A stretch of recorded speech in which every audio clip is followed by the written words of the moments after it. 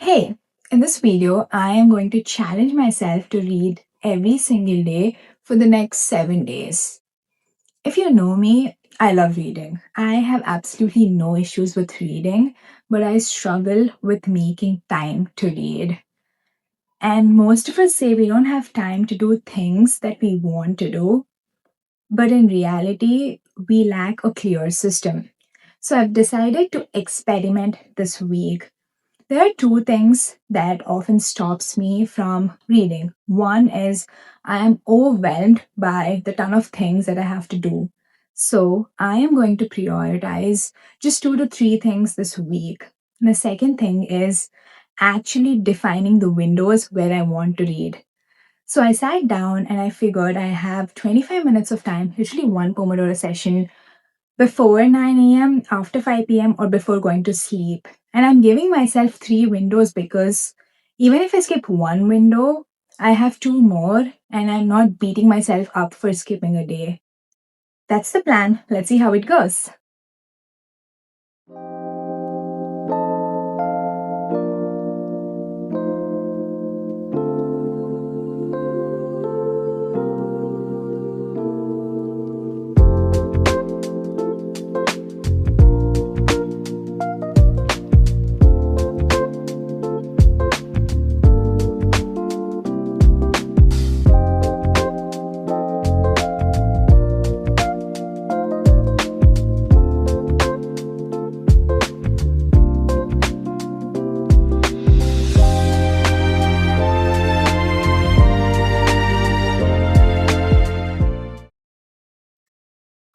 Okay, 2 chapters into this book, and the author is trying to say how we got the whole idea of toughness wrong.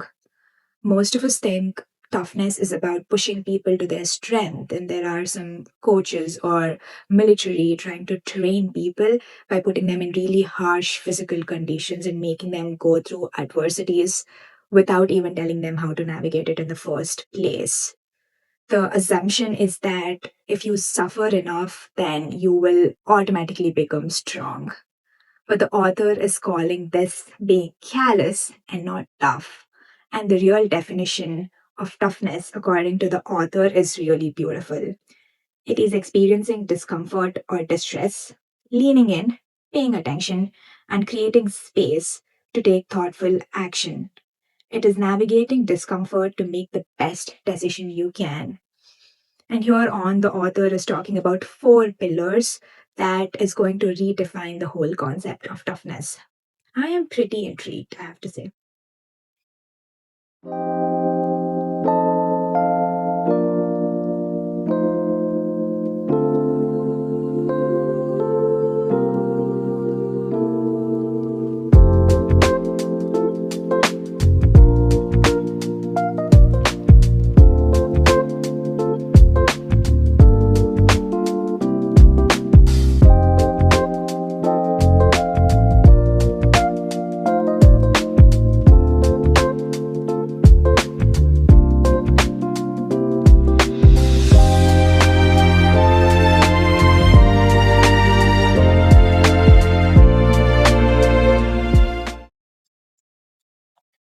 All right.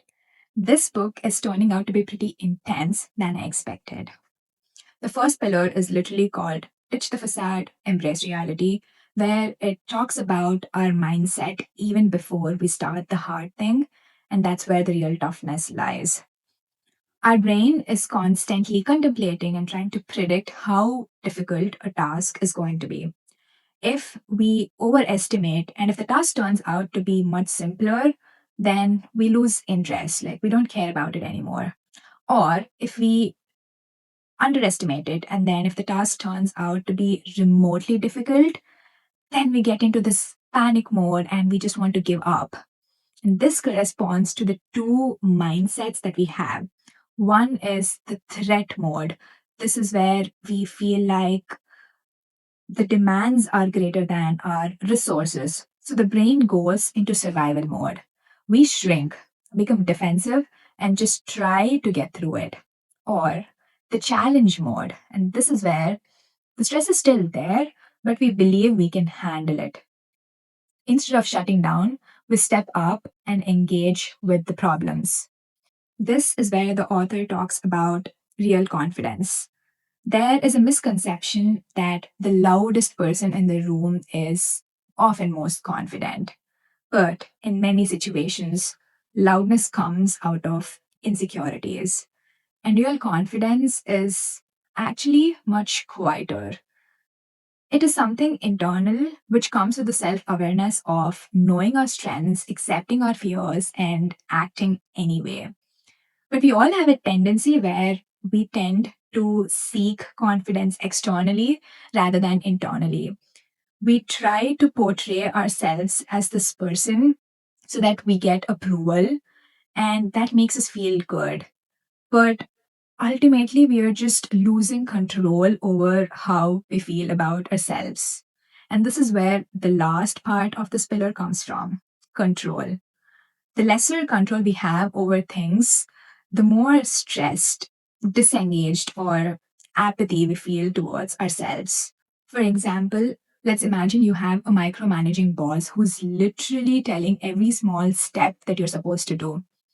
Then you just feel so stressed and helpless, and you eventually lose motivation. And all you want to do is just somehow get through it, like escape it. On the other hand, even small choices can get control back to you. Your boss might tell you that you have to do this, that, etc., in a certain way, but then you can choose how you prepare yourself for that task. And trust me, having those small choices, let's say you challenge yourself to go to gym the next week and you tell yourself that you can have 2 rest days. So even if you miss workout for a day, you will be like, oh, that's okay. I already accounted for that. I have 2 rest days. I have one more day left. So that feeling of control over your choice will keep you motivated to continue to go to gym the very next day. In conclusion, the amount of control we have over things makes us believe that the control is within and it is not external. So that gives us the real confidence.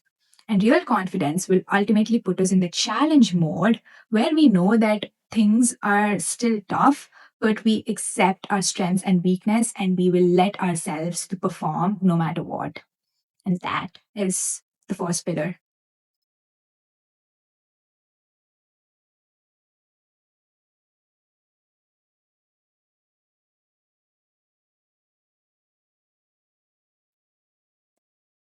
The second pillar is about listening to your internal signals instead of ignoring them. If you feel nervous, anxious, or uncomfortable, the instinct is to push it away and pretend it's not there. But these are not obstacles, they are information.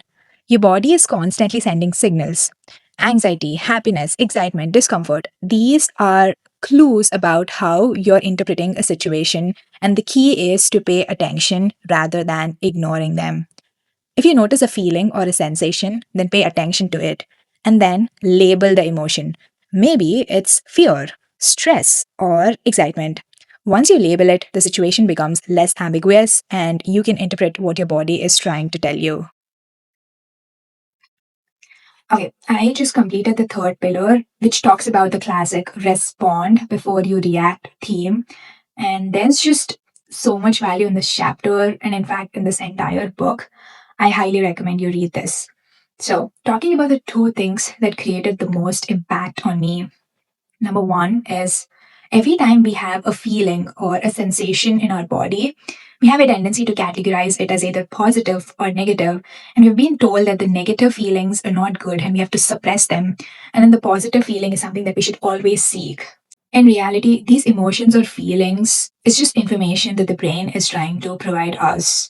For example, I was running on the treadmill and the target of that run was 5 miles. But towards the end of second mile, my brain started nudging me by saying, Bhumika, you are going out of control with your breath work and your knee is aching.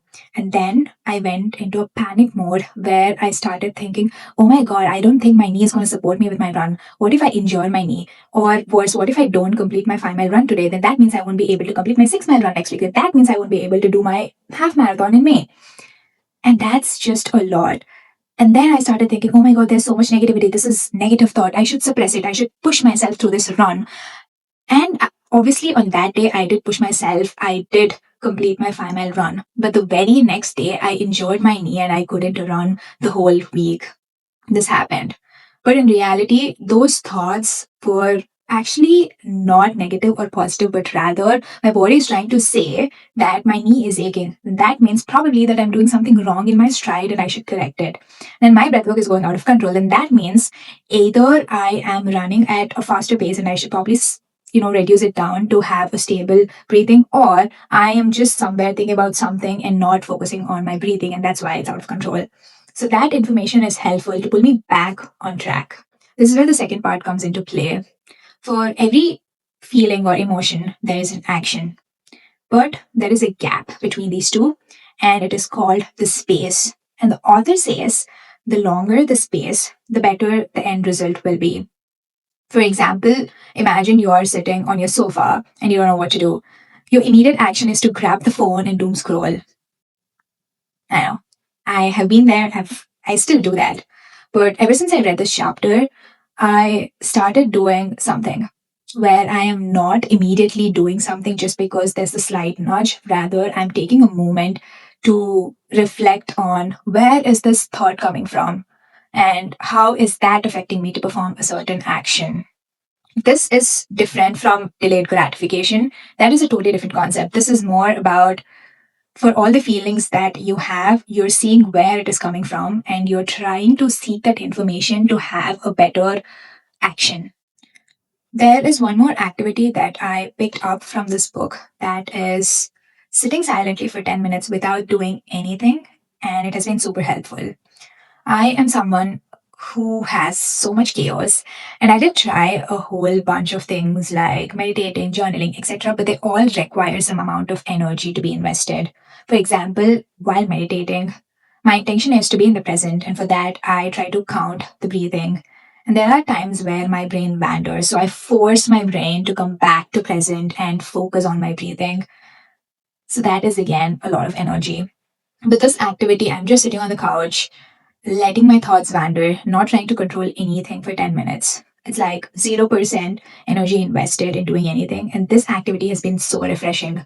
All right, pillar four is pretty simple. It's about finding the true meaning and the motivation to do a hard thing. The first three pillars talks about all the things you need before you do the hard thing. And pillar four is about finding that inner drive to do the hard thing. Real toughness doesn't come from fear or pressure or someone forcing you to perform. Rather, it is about doing something that matters to you. All right. It's been 3 weeks since I started this challenge, and I'm super happy because I read every single day for the past 3 weeks that it became a habit to me to read before going to sleep. And I also picked up the right book. Usually, it doesn't take 3 weeks for me to complete a book, but this one, at this moment of my life, is really powerful. Like, I could resonate a lot of things. I was literally writing down the things that the author was talking about, reflecting upon how I'm behaving, and following certain practices that the book recommended. And there's just a lot of impact that this book created on me. And I'm super happy that I did this challenge. For 3 weeks, I created the space for me to read and read something that is very valuable at the moment. That's the challenge. So that's the video. I hope there's something for you to learn from this. Thanks for watching.